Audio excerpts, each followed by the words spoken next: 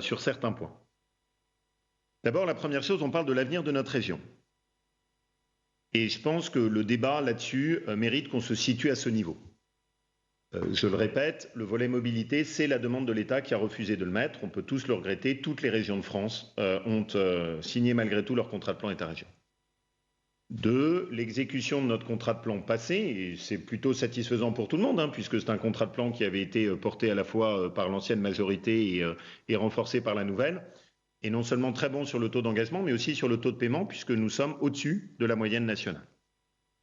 Troisièmement, maintenant, on se projette vers la suite, et qu'est-ce qu'on souhaite faire? La première chose qui est très importante, c'est que c'est le résultat d'un travail en équipe.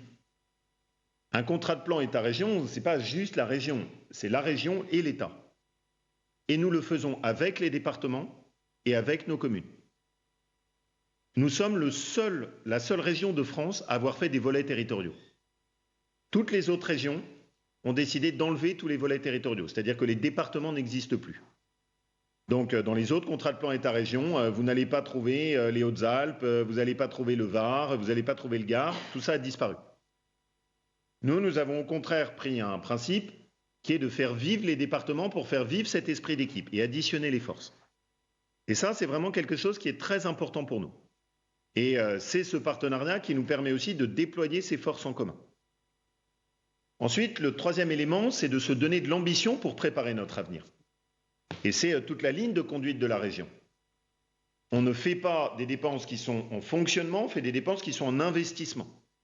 Et on met de l'argent sur ce qui permet vraiment de préparer l'avenir pour notre territoire, pour nos enfants, pour nos grands enjeux. Et c'est ce qui nous permet d'avoir cet effort qui est extrêmement important. C'est la première caractéristique de ce contrat de plan État-région. Jamais on a eu une telle mobilisation conjointe pour investir sur notre avenir. Ce qui nous situe de très très loin dans les régions, en partenariat avec l'État, qui vont le plus se projeter vers notre avenir. La deuxième chose, et c'était très frappant dans les interventions des uns et des autres, j'ai écouté les socialistes. Vous n'avez parlé que de territoire métropolitain. J'ai écouté le groupe Europe Écologie Les Verts, vous n'avez parlé que de métropole. Parce qu'en réalité, c'est votre obsession. Parce qu'en fait, la seule chose qui vous intéresse, c'est ces territoires. Tous les autres, vous les avez abandonnés. C'est d'ailleurs pas étonnant, parce que quand on a récupéré le contrat de plan État-région, l'immense majorité des sommes du précédent contrat de plan État-région étaient concentrées sur la seule ville de Lyon. Je ne parle même pas de la métropole, la seule ville de Lyon. Le département du Rhône avait été totalement humilié avec des sommes qui étaient ridicules. Et donc oui, et là-dessus, il y a clairement une différence. Nous considérons que le devoir de la région, c'est de venir en soutien aux territoires ruraux et d'aménager le territoire.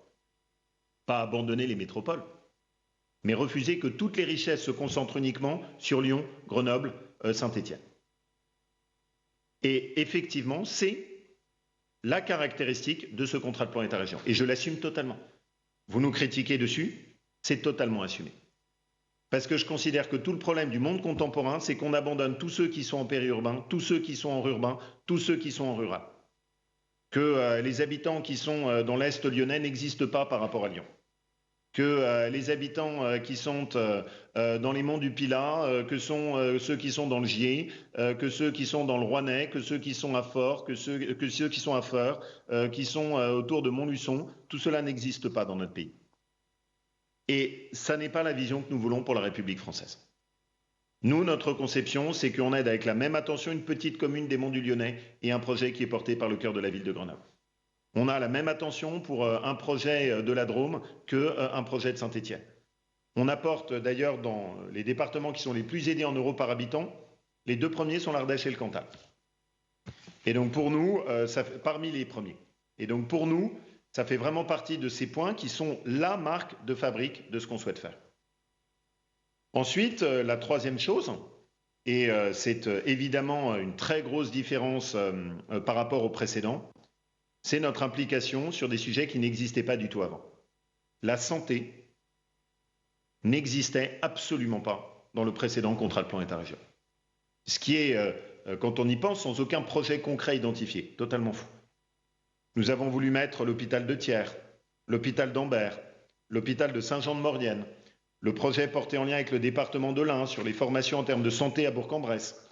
Nous avons voulu travailler sur le développement des neurochirurgies avec la problématique des AVC, avec l'équipement avec un très bel équipement sur les hospices civils de Lyon. Et donc, l'orientation très claire de ce contrat de plan État-région, c'est aussi de travailler sur des sujets qui sont importants pour nos compatriotes et qui étaient très largement passés à la trappe. Enfin, nos trois domaines d'ambition, le premier, c'est l'emploi, c'est relocaliser. Pour que ça marche dans notre territoire, il faut que les familles trouvent de l'emploi, c'est le principal point. Ça va depuis l'aménagement de zones d'activité, de pôles d'entrepreneuriat, de l'accompagnement de grands projets comme Katarou ou Ugitech, qui est destiné à faire la première aciérie verte du monde, jusqu'à des projets comme aider nos agriculteurs, notamment en retenue d'eau. Mais n'oublions jamais ça, le premier devoir quand on est un élu, c'est de veiller à ce que les familles de notre territoire puissent trouver un emploi. Ça doit être notre premier travail. Et c'est l'ADN de notre région. Et j'ai été très frappé d'ailleurs, bien des oppositions n'ont même pas mentionné le terme travail, n'ont même pas mentionné le terme d'emploi, n'ont même pas parlé de relocalisation. Vous êtes tellement obsédés par les petits sujets de petites guérillas politiciennes. Par exemple, M. César s'indigne de devoir travailler par visio ou en télétravail. Je ne sais pas si vous êtes au courant, M. César, mais c'est la réalité de beaucoup de monde en France qui travaille en visio et en télétravail. Et donc vous devez être le seul à trouver que c'est absolument impossible et insurmontable.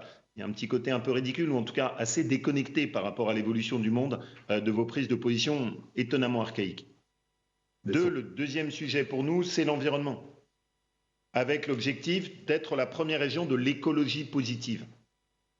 Pas l'écologie d'extrême gauche, pas l'écologie sectaire, pas l'écologie qui dénigre nos agriculteurs, pas l'écologie des polémiques stupides sur le Tour de France ou sur le cordon bleu ou sur les sapins de Noël.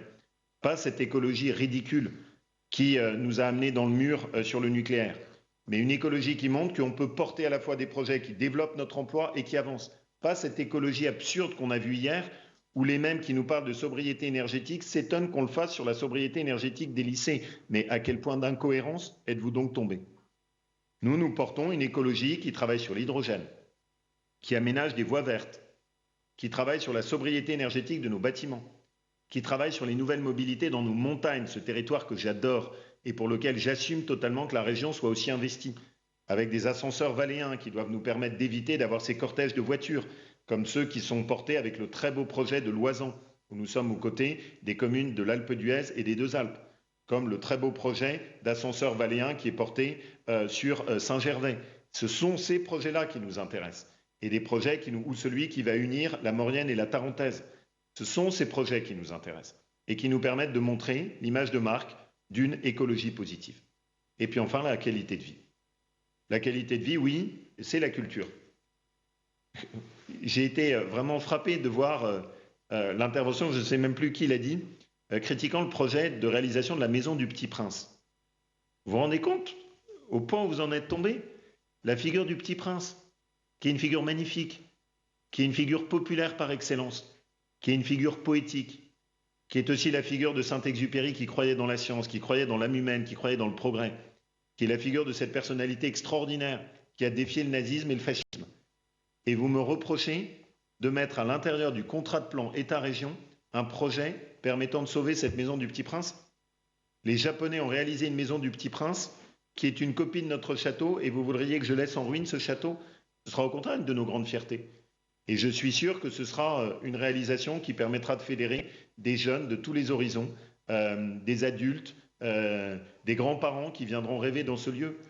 Ou votre folie d'opposition, votre agressivité qui va aussi bien des recours en justice jusqu'aux prises de position absurdes ici, vous conduit-elle en être réduit maintenant à critiquer un projet qui devrait être tellement fédérateur, qui devrait tellement faire l'unanimité de réhabiliter la Maison du Petit Prince?